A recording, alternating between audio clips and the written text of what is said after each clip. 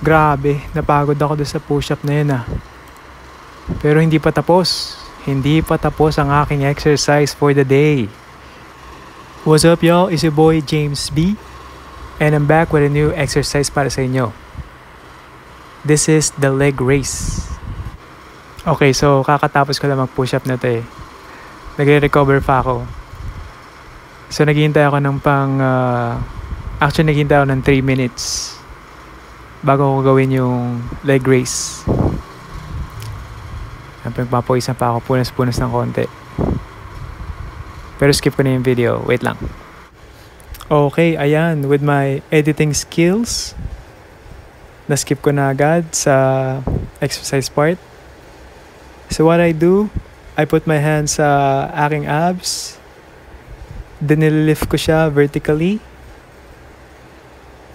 Tapos nilolower ko yung legs ko all the way down. Gagawin ko siya ng mga 9 repetitions. Ang fun dito is pag tinatouch mo yung chan mo, nararamdaman mo yung yung muscles mo. Sa akin naman kasi hindi pa talaga abs. So meron pa mga adipose tissues. De bale, magkakaroon din ako ng abs in the near future. Sabay natin gagawin to. We're in this together. Yan, so konting rest time. Touch ng toes, konti. Hintay ng 30 seconds bago mag-start ulit.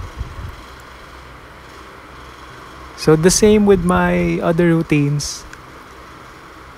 5 sets, 9 repetitions. Yan, so keep it straight. Vertical pataas. Then pag binaba, almost touches the ground. Yun lang. So paulit-ulit lang ako dyan.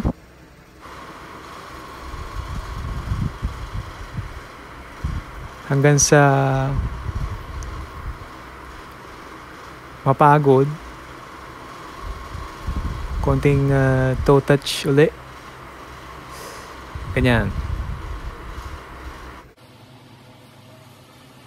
Well, habang nag-wait, you can do that.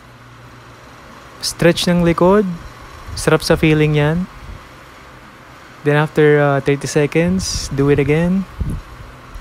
Ay, medyo binisan ko yung video. Okay pala pag naka-fast forward Okay, so that's it. If I learn another exercise, I'll upload ASAP. Right, until next time, brothers and sisters, if you haven't already, like and subscribe and hit the notification bell so you won't miss anything. Okay, so until next time, you guys take care and peace out.